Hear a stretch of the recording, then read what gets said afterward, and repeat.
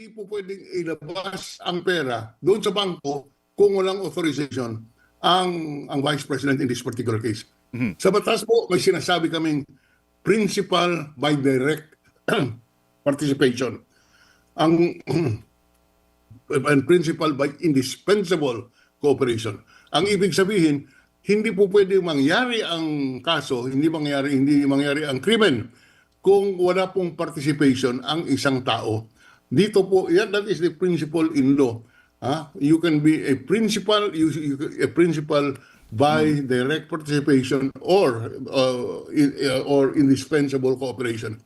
Dito sa kasong ito, hindi po mailabas ang pera sa bangko kung walang authorization ng head office. Walang authorization ng Vice President. Kaya hindi po tama yung sinasabi ni Senator Amy. With all due respect, mali po siya doon. Okay. Senator Frank, so it goes beyond yung concept ng command responsibility. Talagang sabit ka dyan kasi ikaw yung head of agency. Ganun po. Tama. There is no such participant in a crime as a command responsibility. Commander. Wala pong ganun. Kailangan ikaw po ay may participation. And in this particular case, hindi po mangyari ang nangyari kung hindi nag-umpisa sa authorization ng Vice President to withdraw money from the government pursuant to the authorization in the budget, pursuant to the authorization of a confidential fund in the budget. Hindi po mailabas yan kung walang visa, kung walang partisipasyon ang head of office. At uulitin ko lang, the withdrawal of hundreds of millions from land bank, public funds, hindi po mangyayari if this Vice President did not authorize it. Mali po ni Senator Amy dyan. Okay.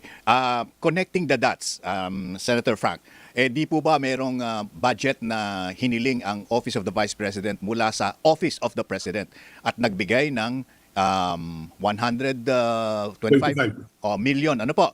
So, yan, galing sa Office of the President, dinownload dito sa Office of the Vice President. Tanong, meron po bang accountability din, however indirectly, ang Pangulo doon sa 125 million na yun na ginasta ng di tama, allegedly? Hindi ko alam kasi ang facts. Pero si Pangulo, ay yung hindi ko alam kung anong participation ng Pangulo. Pero illegal yon at mali ang ginawa ng Office of the Vice President. Bakit po? Sang-ayon sa Korte Suprema, pwede mo lang i-augment o dagdagan ang pundo ng isang ahensya kung mayroong item in the budget na nag-authorize doon. Halimbawa, kung mayroong confidential and intelligence activity na nasa budget, lalagyan ng Kongreso ng 100,000 para sa ganung klaseng activity. Kung kumulang yung 100,000, pwedeng dagdagan ng presidente. Yan po ay sangayon sa Korte Suprema.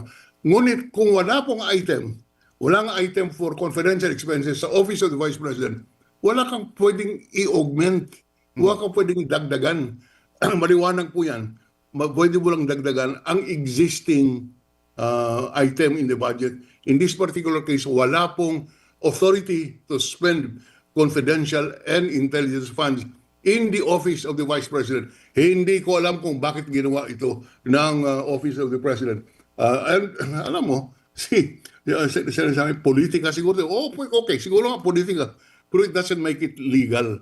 Yun pong pag-release ng pundo from the President to the Vice President's office na walang item for confidential activities noong budget year na yun ay mali, hindi po tama. And kagaya rin yun, okay. Another example, alam ng taong bayan.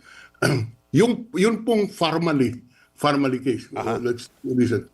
Okay. Ang bumili po ng equipment ay yung procurement service ng Department of Budget and Management.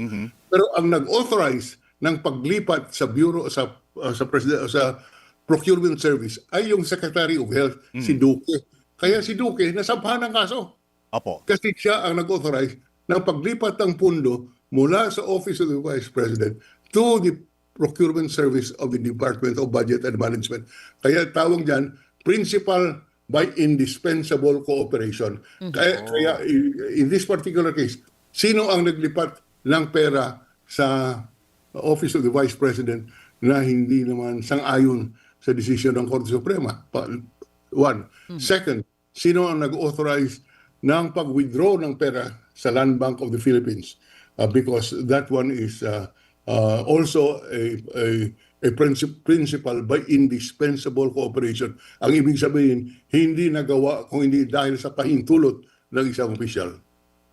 Senator, ako naman po magtatanong ng halaga nitong pag-grant ng request ng judicial notice ni Senator Chis Escudero, pero dapat ay limited only to factual existence ng hearing. Ano po ang importansya nito sa nagaganap na impeachment ngayon, Senator? Ang ibig sabihin yan, hindi na kailangan magpresenta ng proof of the existence of the particular document.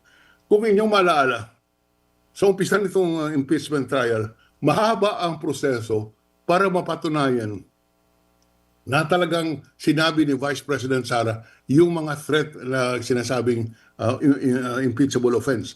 Maalala natin, 2 araw yata, isiniisa-isa yun ang proof na talagang sinabi ni Vice President yun. Ngayon, ang judicial notice or recognition, pwede pong sabihin na huwag nyo nang approve yan.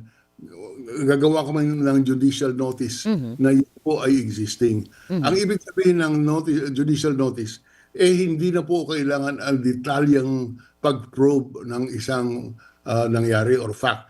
Yan po ay pwedeng i-admit sa evidence on the basis of the ruling of the chair. Opo. In order to abbreviate proceedings. Opo. Ma-shortcut po ba nito o matatanggal po nito yung napakahabang mga stipulation of documents nila na kumakain po ng oras ngayon?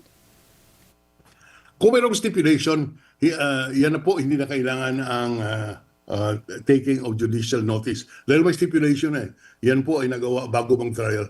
Pero kung walang stipulation at kailangan ma-prove ang existence ng isang dokumento, the ruling, ang pwede po sabihin ng presiding officer, we take judicial notice of the fact na magandang lalaki si Peter. Yan po ay conclusion. Nasa mid ako, Senator Frank. Nalorna ka po ng tayo ni Senator Frank doon. Buti hindi ako umiinom ng kape, Senator Frank. Hindi kailangan ng detalye Yeah. na magandang lalaki. Tanggap na yon. Kaya paborito ko si Senator Frank eh. But I am not kidding. I am using it as an example. Yeah. Pero ito po ang ibig sabihin ng taking judicial notice. Hindi mo kailangan i-prove na matangos ang ilong ni Peter. Ayan.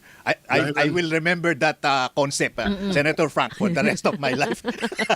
Senator Frank, let's go back to yung pinag-uusapan nga po na, my goodness, 13 araw pa lang po tayo into what is expected to be 102 days of impeachment trial.